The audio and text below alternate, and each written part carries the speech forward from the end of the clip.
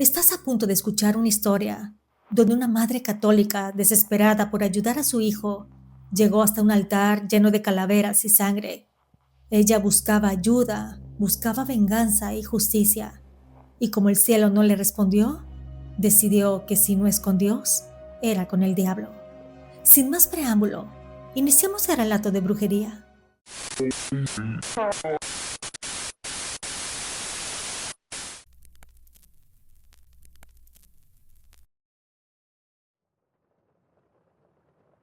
La noche en que arrestaron a mi hermano Tomás todavía vive en mi cabeza como si fuera una cicatriz. A veces creo que si cierro los ojos durante el tiempo suficiente, puedo volver a escuchar los golpes desesperados sobre la puerta de nuestra casa y el sonido de la lluvia reventando contra las ventanas. En San Luis Potosí, las tormentas siempre han tenido algo extraño, como si anunciaran desgracias antes de que ocurran, o al menos para nuestra familia. Aquella noche el viento soplaba tan fuerte que las láminas de algunas casas rechinaban como animales heridos. Yo estaba terminando de lavar los platos cuando escuché los gritos afuera. Mi madre se levantó asustada del sillón y antes de que pudiera preguntar qué ocurría, la puerta se abrió de golpe y dos policías entraron empapados. Tomás salió de su habitación confundido por los golpes que retumbaban la puerta. Apenas había alcanzado a ponerse una sudadera encima cuando los policías entraron empujándolo contra la pared de la sala. Lo esposaron y le dieron un golpe que hizo que se hincara. Mi madre soltó un grito al verlo en ese estado y corrió hacia él, pero uno de los oficiales le detuvo antes de que pudiera abrazarlo.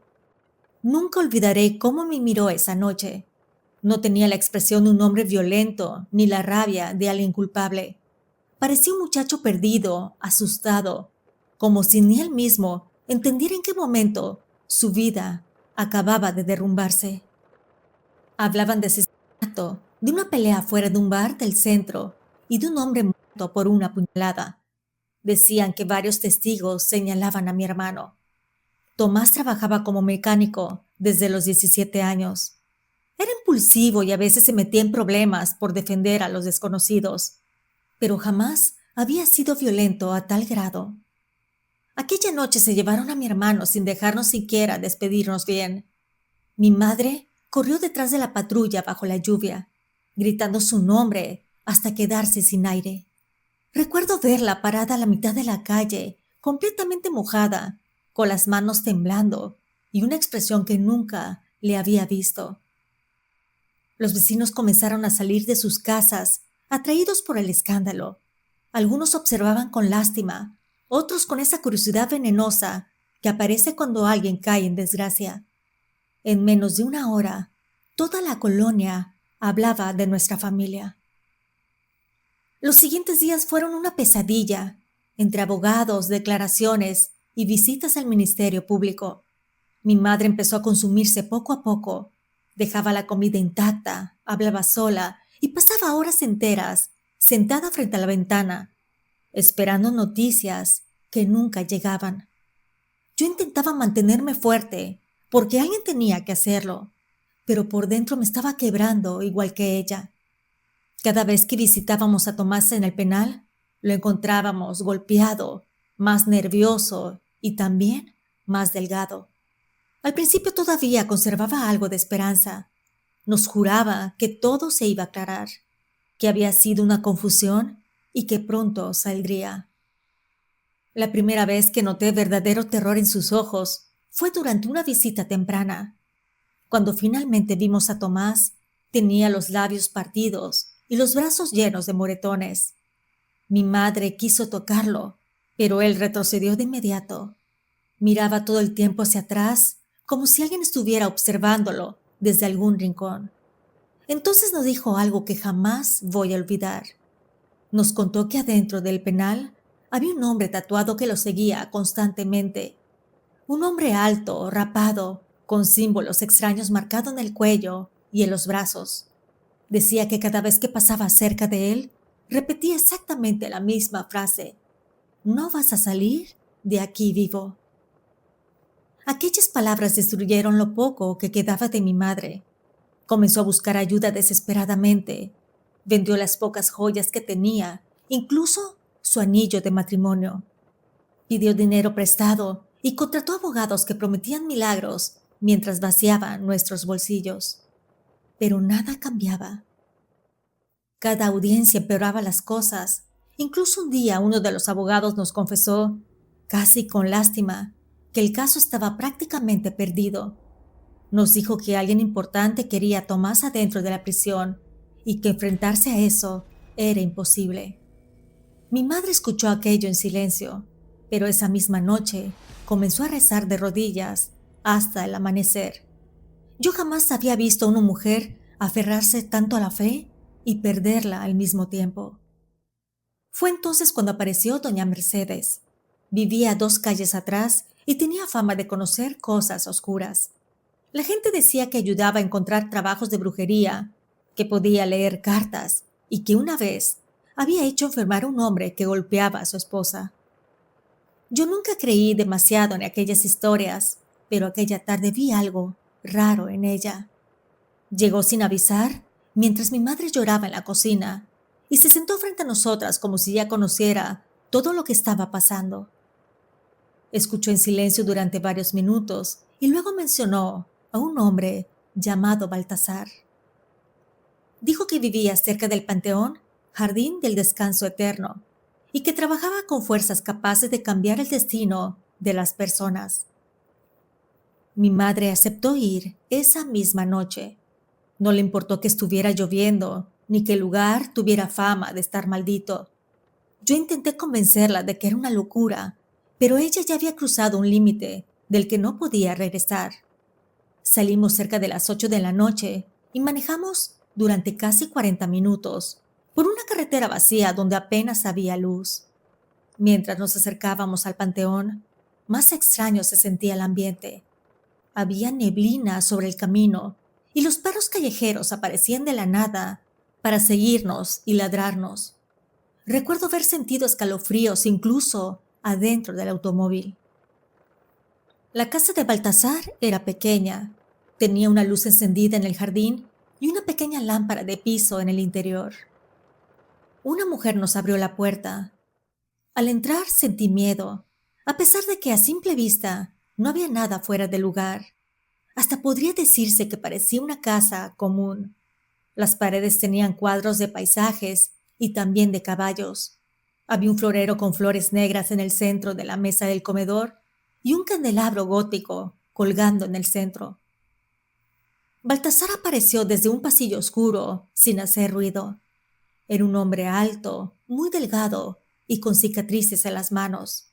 Tenía un pentagrama tatuado en la piel y una mirada tan fría que costaba sostenerla. Nos invitó a pasar a su cuarto donde hacía los trabajos de brujería. Cuando entramos ahí, sentí un terror inmediato. El olor a aguardiente, a tabaco y hierbas quemadas no ayudaban. Habían imágenes de demonios, calaveras, velas negras y fotografías de personas pegadas en una de las paredes. Nos invitó a sentarnos y luego nos dijo con una seguridad que me heló la sangre que ya sabía a qué íbamos. Nosotras nos miramos sorprendidas. Entonces él continuó diciendo que sabía que necesitábamos ayuda para sacar al muchacho inocente de la cárcel. Sentí un nudo en la garganta al escucharlo. Aquellas palabras eran exactamente lo que mi madre necesitaba oír desde hacía semanas.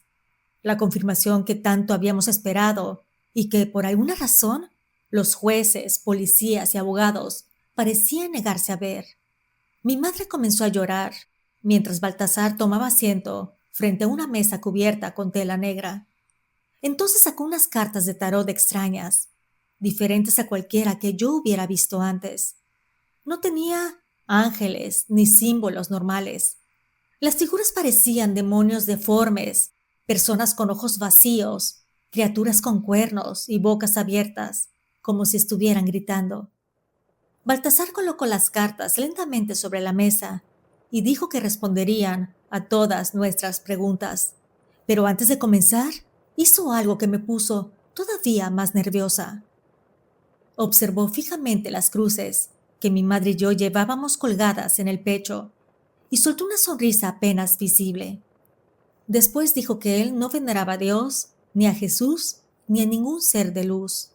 Dijo que la fuerza con la que trabajaba pertenecía a la oscuridad y que no pensaba engañarnos con falsas promesas, que si queríamos ayuda sería con él y con aquello que lo escuchaba. Cuando dijo esas palabras, una de las velas negras comenzó a chisporrotear. Luego añadió algo que todavía fue más inquietante, que esas entidades no aceptaban personas llenas de dudas y que tal vez podrían molestarse por las cruces que llevábamos encima. Mi madre no lo dudó ni un segundo. Con las manos temblorosas arrancó la cadena de acero inoxidable y la dejó caer sobre la mesa. Cuando dijo esas palabras, una de las velas negras comenzó a chisporrotear. Luego añadió algo que todavía fue más inquietante, que esas entidades no aceptaban personas llenas de dudas y que tal vez podrían molestarse por las cruces que llevábamos encima. Mi madre no lo dudó ni un segundo. Con las manos temblorosas arrancó la cadena de acero inoxidable y la dejó caer sobre la mesa. Después miró a Baltasar con los ojos llenos de lágrimas y le dijo que estaba desesperada, que haría cualquier cosa necesaria para salvar a su hijo, porque sentía que dentro de la prisión podrían matarlo en cualquier momento. El brujo la observó durante unos segundos y asintió lentamente, como si acabara de tomar una decisión importante, y entonces comenzó la lectura. Las cartas empezaron a aparecer una tras otra sobre la mesa, mientras el viento golpeaba las ventanas de aquella casa perdida cerca del panteón. Baltasar apenas las miraba unos segundos antes de comenzar a hablar. Dijo que Tomás no era un asesino, que era un hombre trabajador y noble, alguien acostumbrado a levantarse antes del amanecer para ganarse el dinero honestamente. Después el brujo cerró los ojos por unos instantes y describió exactamente lo ocurrido aquella noche en el bar. Dijo que Tomás sí había estado ahí, pero que salió mucho antes de la pelea mortal. Explicó que apenas fue a distraerse un rato con unos conocidos después del trabajo y que jamás se involucró en la pelea. Según Baltasar, el verdadero culpable era un muchacho joven, hijo de una familia adinerada de San Luis Potosí, alguien acostumbrado a vivir protegido por dinero e influencias. Contó que aquel hombre había llegado al bar buscando problemas desde el principio, como si necesitara demostrar algo frente a otros jóvenes ricos. Incluso insinuó que aquella pelea había sido una especie de iniciación absurda para entrar a un grupo donde disfrutaban humillar a personas y sentirse intocables. Dijo que el muchacho rico había atacado al hombre por diversión después de discutir cerca de los baños del bar. Aseguró que la pelea escaló demasiado rápido y que el sujeto terminó apuñalándolo en medio del caos. Después, aterrado por las consecuencias, llamó inmediatamente a su padre y a un familiar relacionado con personas poderosas dentro de la policía. El brujo explicó que necesitaban encontrar a alguien parecido físicamente para culparlo antes de que llegaran las autoridades y que Tomás había tenido la desgracia de cruzarse en el lugar incorrecto. Mismo tipo de cuerpo, cabello oscuro, misma complexión. Fue suficiente para convertirlo en el sacrificio perfecto. Sentí que el aire se volvía pesado dentro de aquella oscura habitación. Mi madre lo escuchaba inmóvil, con las manos apretadas sobre su falda, y Baltasar siguió hablando y comenzó a mencionar cosas todavía más precisas. Describió a uno de los testigos falsos, habló de cámaras de seguridad manipuladas y hasta mencionó que un policía había recibido dinero para modificar parte del informe. Todo aquello parecía imposible, pero más adelante, cuando se lo contamos al abogado defensor, descubrimos que muchas de esas cosas sí tenían sentido. Incluso el abogado se quedó callado cuando mencionamos ciertos detalles. Fue la primera vez desde el arresto que alguien parecía estar dispuesto a creer verdaderamente en la inocencia de mi hermano Tomás. Cuando terminó la lectura, el brujo permaneció unos segundos observando las cartas en silencio. Las velas negras iluminaban apenas su rostro y por un momento me pareció que las sombras detrás de él se movían. Entonces levantó la mirada hacia mi madre y su expresión cambió ligeramente. Ya no parecía aquel hombre frío que nos había recibido antes. Dijo que podía sentir el dolor que mi madre cargaba encima y confesó algo que no esperábamos escuchar. Nos contó que él también había amado profundamente a su madre y que la perdió años atrás por una enfermedad mortal. Dijo que al verla sufrir lo había cambiado para siempre y que por esa razón sentía respeto por una mujer capaz de enfrentarse a cualquier cosa para salvar a su hijo, porque gracias a su madre, él dejó los vicios y se enfocó en otras cosas. Y si bien hace cosas malas en su trabajo, es porque le pagan, porque es su trabajo, pero dice que trata de equilibrar la balanza, tomando trabajos para curar y para salvar, porque en esta vida nada es blanco o negro. Después de esto ocurrió todavía algo más extraño. Baltasar apartó las cartas lentamente y dijo que no nos cobraría ni un solo centavo. Mi madre levantó la mirada confundida, porque todos nos habían advertido que aquel hombre cobraba cantidades absurdas por sus trabajos. Él negó con la cabeza y dijo que no quería dinero, ni propiedades, ni favores especiales, que solo quería que mi madre volviera a dormir tranquila y que ese muchacho inocente saliera de la cárcel. Mi madre comenzó a llorar desconsoladamente y le tomó las manos temblando, agradeciéndole una y otra vez. Entonces ella le preguntó algo que llenó el cuarto de silencio. Le preguntó si podía también hacer justicia contra el hombre que había destruido su vida. Quería que el verdadero culpable pagara por todo el dolor que nos estaba causando. La expresión del rostro del brujo cambió lentamente, volviéndose mucho más oscura. Dijo que primero sacaría a su hijo de prisión y después él mismo se encargaría del resto. Usted no tiene que mancharse las manos, le dijo a mi madre. Además soltó una frase. Dijo que una mancha más para el tigre tampoco hacía la diferencia. Mi madre soltó una sonrisa nerviosa entre lágrimas, pero yo sentí algo horrible dentro del pecho. Había algo en la manera en que Baltasar hablaba que no parecía una broma completa. Era como escuchar a alguien acostumbrado a hacer cosas terribles sin sentir culpa alguna. Baltasar se volvió a poner serio y nos pidió las fotografías más recientes de Tomás. Mi madre sacó de su bolso varias imágenes, una donde aparecía sonriendo en el taller mecánico, otra frente a un automóvil que había restaurado y una más junto a nosotras en una comida familiar. El brujo observó cada fotografía con demasiada atención. En un momento incluso pasó los dedos sobre la imagen donde Tomás sonreía y dijo que todavía no estaba completamente marcado.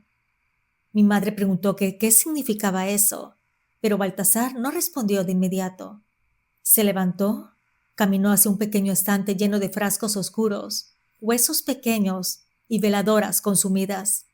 Tomó un recipiente de vidrio lleno de una especie de polvo gris y volvió a sentarse frente a nosotras. Después explicó que adentro de la prisión había personas que trabajaban con cosas mucho más peligrosas de lo que imaginábamos. Mientras vertía un poco de ese polvo en una de las fotografías, nos dijo que el hombre tatuado que perseguía a Tomás no estaba ahí por casualidad. Según ciertas personas dentro del penal, habían recibido dinero para provocar una pelea donde mi hermano terminaría muerto antes de que el juicio avanzara demasiado. De esa forma, el verdadero culpable quedaría completamente libre y el caso se cerraría rápido. Mi madre comenzó a persignarse por costumbre, pero se detuvo en la mitad, recordando la cruz que había dejado sobre la mesa. Baltasar nos explicó lo que debíamos hacer. Dijo que el trabajo comenzaría esa madrugada y que no debíamos preocuparnos más. Después tomó la cruz que mi madre había dejado sobre la mesa y se la devolvió lentamente. Le dijo que podía seguir conservando su fe, que incluso aquello también era un camino torcido de Dios y que por alguna razón había llegado hasta él, y no con otras personas mucho más peligrosas, porque según él, existían brujos capaces de ayudar, pero a cambio pedían cosas que destruían familias enteras. «Yo no quiero arrancarle el alma a nadie», dijo mientras colocaba la cruz nuevamente sobre las manos de mi madre. «Solo quiero sacar a su hijo vivo de ese lugar». Mi madre rompió en llanto otra vez y volvió a colocarse la cadena en el cuello, como si necesitara sentir que Dios todavía seguía cerca de ella. Cuando salimos de aquella casa, el ambiente afuera parecía todavía más pesado. La lluvia había disminuido, pero la neblina cubría completamente el camino y apenas dejaba ver unos cuantos metros adelante. Mi madre manejaba su viejo automóvil, abrazando el volante con fuerza, mientras yo observaba las luces de la casa de Baltasar perdiéndose detrás de nosotras. Los días siguientes fueron extraños. Mi madre comenzó a rezar más que nunca. Mientras tanto, Tomás empeoraba dentro de la prisión. Cada vez que íbamos a verlo parecía más delgado y más apagado. Sus ojos habían perdido completamente el brillo. Apenas hablaba y muchas veces se quedaba mirando el suelo durante toda la visita. La depresión comenzó a consumirlo lentamente. Mi hermano siempre había sido un hombre fuerte, trabajador, pero la cárcel lo estaba destruyendo. Mi madre salía destrozada después de cada visita. Sin embargo, algo dentro de ella parecía mantenerse firme. Repetía constantemente que Tomás iba a salir libre, que Baltasar no nos había mentido. Yo quería creerle, aunque en el fondo seguía dudando. Así estuvimos hasta que ocurrió algo que yo no me esperaba.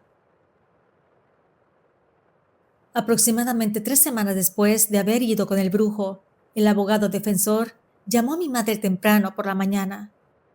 Dijo que acababa de conseguir una prueba importantísima para el caso. Según explicó, había logrado obtener el video de una cámara de seguridad ubicada cerca del bar donde ocurrió el asesinato. En las grabaciones podía verse claramente a Tomás saliendo de aquel sitio, mucho antes de la hora de la pelea. Y no solo eso, también aparecía caminando tranquilamente junto a un amigo en dirección hacia nuestra colonia. Aquel muchacho aceptó declarar como testigo a favor de mi hermano y confirmó que estuvieron juntos casi toda la noche, después de abandonar el bar. El abogado incluso dijo algo que todavía me sorprendió mucho más. Comentó que el video había aparecido de manera inexplicable, porque anteriormente aseguraban los dueños de aquella casa que las cámaras no funcionaban, pero llamaron a un técnico y sorpresa, ahí estaba la grabación. A partir de ese momento todo comenzó a cambiar demasiado rápido. El abogado empezó a presionar con más fuerza y las contradicciones en las declaraciones de los otros testigos comenzaron a salir a la luz. Aún así, las autoridades parecían empeñadas en mantener a Tomás encerrado. Finalmente, después de semanas de tensión insoportable, el juez ordenó la liberación de mi hermano y retiró los cargos en su contra por falta de pruebas. Aquella tarde corrimos hasta el penal y esperamos afuera durante horas, hasta que por fin vimos a mi hermano cruzar las puertas principales. Nunca olvidaré ese momento. Tomás salió con una pequeña bolsa de plástico entre las manos y el cuerpo mucho más delgado que antes, pero estaba vivo. Mi madre se lanzó a abrazarlo mientras lloraba desesperadamente y por primera vez en muchísimo tiempo sentí que algo bueno finalmente nos estaba pasando. Mi madre no dejaba de agradecerle a Dios por haber recuperado a su hijo, y aquella noche quiso hacer algo que a mí me sorprendió muchísimo. Decidió llamar a Baltasar para invitarlo a la pequeña celebración familiar que habíamos organizado en la casa. Yo pensé que el brujo jamás aceptaría, pero cerca de las 9 de la noche tocaron la puerta. Baltasar llegó acompañado de aquella mujer que nos había abierto las puertas de su casa.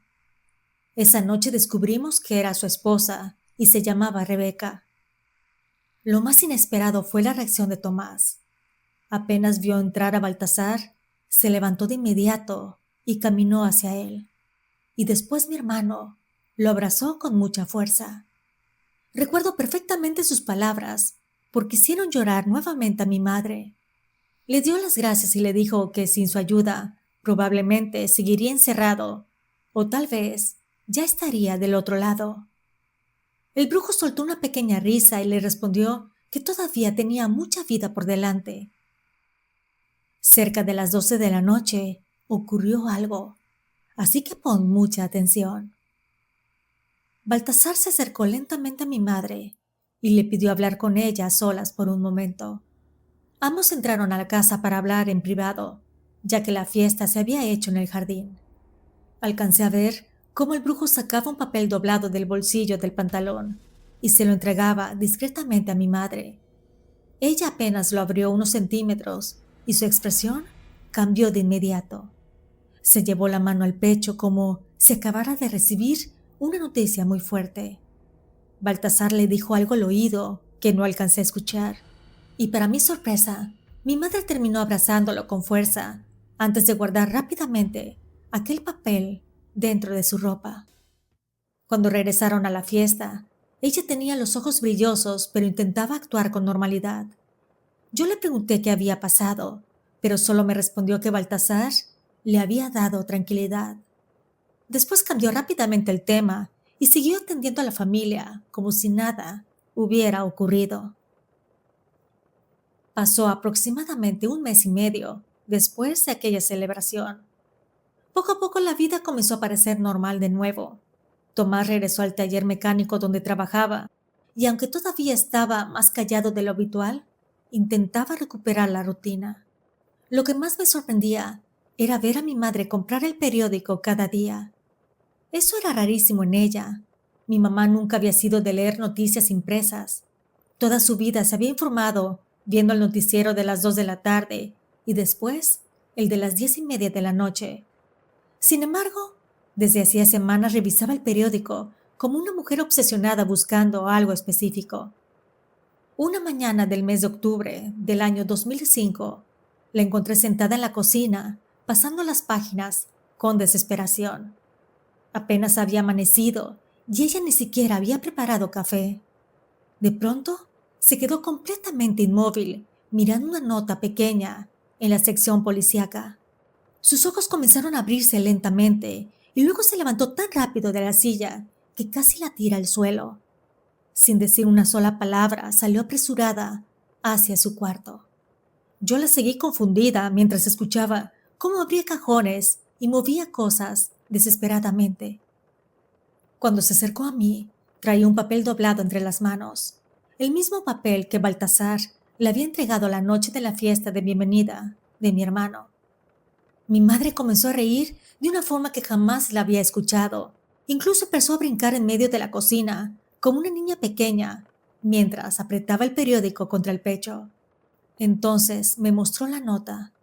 Habían detenido al verdadero responsable del asesinato por el que acusaron a Tomás. La policía había capturado a un joven llamado Felipe Ortega, hijo de una familia influyente de San Luis Potosí. Según las investigaciones recientes, nuevas pruebas lo relacionaban directamente con la pelea dentro del bar y con la muerte del hombre aquella madrugada. Decían que varios testigos finalmente habían hablado después de meses de silencio. Mi madre seguía sonriendo cuando le pregunté cómo sabía que eso iba a ocurrir. Entonces, lentamente, abrió el papel que Baltasar le había dado semanas atrás. Solo había 2 cosas escritas: el nombre de Felipe y la fecha exacta de ese día. Recuerdo que tiempo después, mi madre decidió confesarse con un sacerdote. Sentía culpa por haber recurrido a alguien como Baltasar y necesitaba sacar aquello de su pecho. Cuando salió de la iglesia venía llorando. Me contó que el padre la había regañado muy fuerte, que le dijo que había cometido un pecado enorme al involucrarse con cosas oscuras y que debía arrepentirse profundamente. Me dijo que sí, que tal vez había hecho algo incorrecto, pero que una madre desesperada es capaz de cruzar cualquier puerta con tal de salvar a su hijo. Me dijo que cuando veía a Tomás detrás de aquellas rejas, golpeado, flaco y perdiendo lentamente las ganas de vivir, sintió que el mundo entero le había dado la espalda. y que si para salvarlo tenía que arrodillarse frente al mismísimo infierno, lo habría hecho 1000 veces, y que ahora que yo era madre, le dijera qué hubiera hecho. ¿Me hubiera quedado con los brazos cruzados o hubiera hecho lo mismo? De Baltasar jamás volvimos a saber.